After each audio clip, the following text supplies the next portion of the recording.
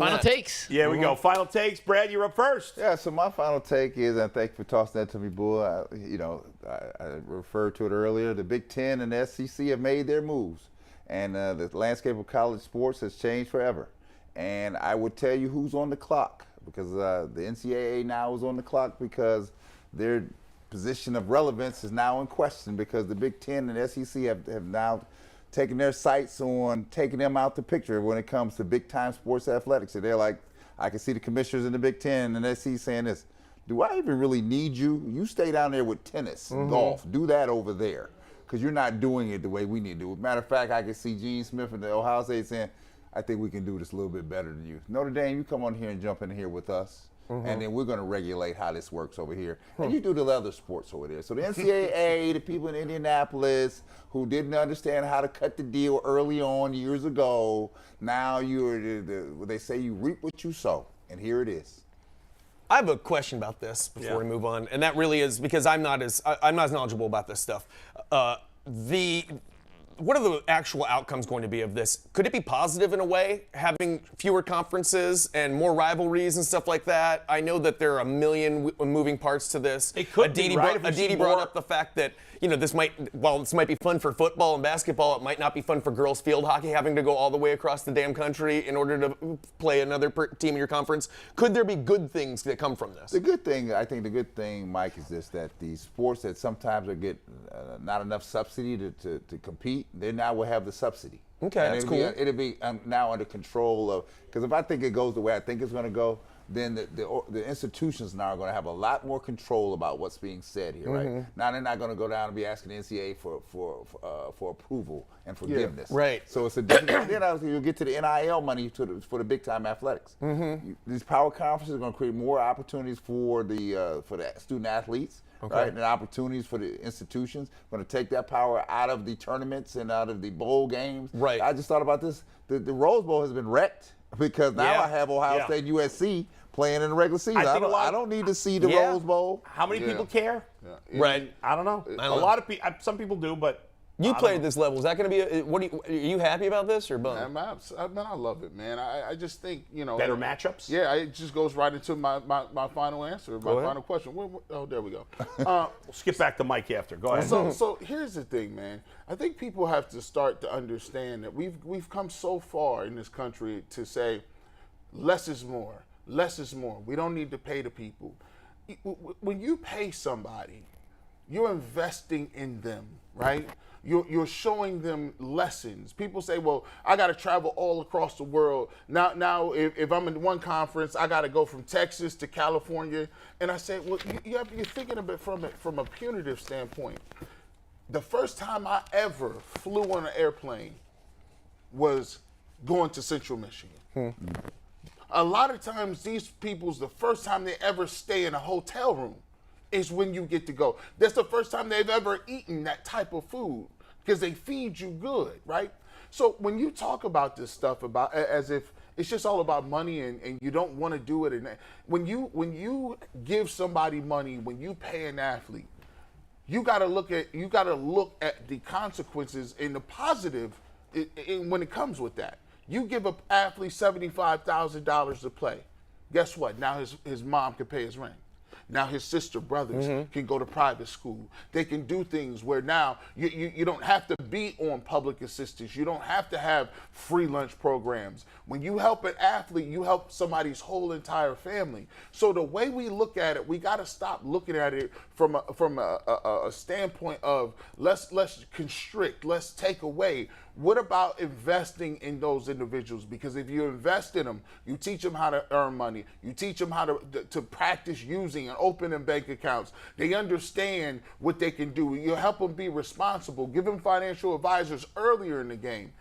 You're invested in our youth. You're invested in the people that are student athletes, and you invest in young Americans who then eventually one day get in the market and understand how to be businessmen, how to be fathers, how to be adults. And that's what it's about. It's not about just pay for play. It's about investment.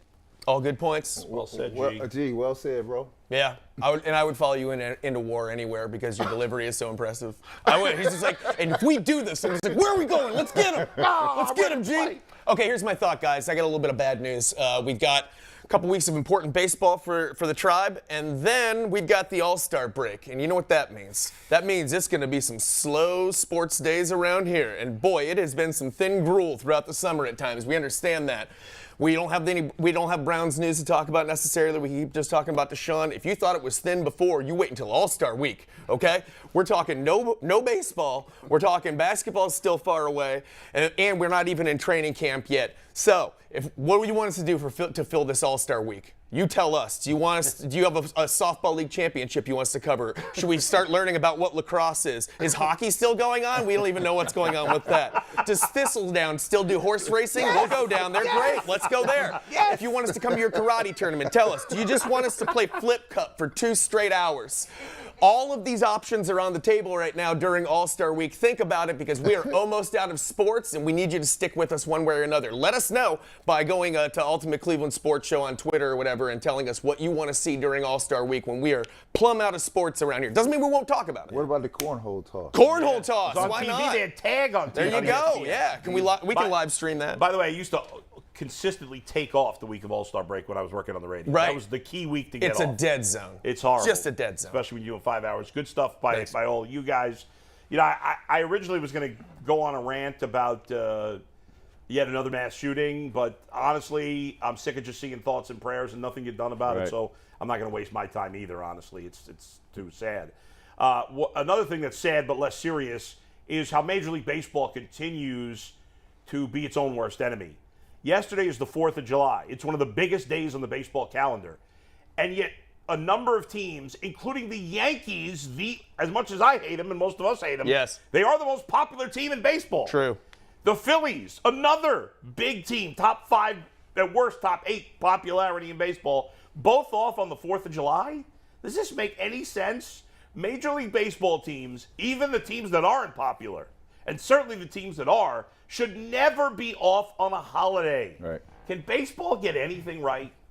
Good point. Very good point. Not lately. It's crazy. All right, guys, it's been a fun show. We did it. Any final thoughts from anybody? No, I'm done. My final thought please. is you did an excellent job. Thanks. today. Say you did. Hey, Nice shout job, out Bull. to- Excellent Yeah, job. not an easy chair to Yeah, fill. that's not Nice an easy job. chair at all. Hey, Nope. hey, he showed his experience, right? He did. Savvy, salty old dog. He came in and gave us How about 6.5 innings. How about this? Yay! Yay! If the Guardians had this kind of foresight, to have this kind of depth on the bench, we'd be in a lot better position Shout out right to Jay now. wherever you are. If you're sailing Enjoying his birthday. He's sailing around the Cape of Good Hope right now. Yeah. Shout out to you, Jay. This is why you build the bench so you can say, Coach, put me in. Yeah. By the way, I saw Steve Becker texted and said, why was Adam wearing a whistle around my neck? It's not a whistle, it's my pitch counter. Oh. Well, I keep guess a the pitch question count- then is, why are you wearing a pitch counter around Because your neck? unlike the other coaches in the league, I don't want to destroy the arms of my kids. I see. guy. No, So I think you mean, on the video. I thought you had it on now. Oh, no, It's like, yeah, oh my yeah, God. yeah. In the video, I got a thing. It looks like a whistle. but Okay, it's- yes. It's how I keep track of pitches. Nice. Can't let Bull that takes it down to 9-year-old's the nth arm go to degree. jelly. Bull takes it to the nth degree. Oh, yeah, I'm serious. Yeah, he's serious. He's serious. Although today the pitch count's going out the window. Oh, my God. Are your kids being like, what is that, cryogenically frozen right now to get ease their muscles and stuff like that? Whatever no LeBron doubt. does? I spoke with my pitcher's mom Yeah. the other day, and she's like, "We're gonna rest them before they." I said, "Yeah, let them get a good rest. Yep. No Have chores. them take a nap. No beers on the 4th. Nothing, yeah, none of that. Let's go, Paul. Be ready to go. All right, Mikey. I know we got Leroy Horde tomorrow. We got Showtime Sean Porter tomorrow. We're gonna talk about. There's a big celebrity boxing match coming up between, I believe, Frank Gore and Adrian Adrian Peterson right? and Le'Veon Bell. Oh, Le'Veon Bell, not So Frank. we're going Nice. to create our own fictitious Yes, athlete boxing matches. that's right. Perfect. That's right. Perfect. What else, Mike? Anything I need to hit? Tomorrow we're talking NIL deals, and I'm excited to get Brad and Tyvis in on this after a 4-star quarterback just signed a $9.5 million NIL deal before ever stepping on the field. We We're haven't gonna- seen Tyvis in a while. He was off Lot last of week. pressure. Yeah, where you been at, Tyvis? He went Lot to, of he's a big pressure. shot now. Went to his Big Ten Chicago get game? together. He's a big shot. That's tomorrow. We got some good stuff. Stay off my house. Don't miss it. Yeah. Brad, you're in tomorrow. I'm in tomorrow. All right, Brad's in in for tomorrow. Jay tomorrow. We'll see ya. Later, Bye, Cleveland. everybody. Woo! Ultimate Cleveland Sports Show. There you go.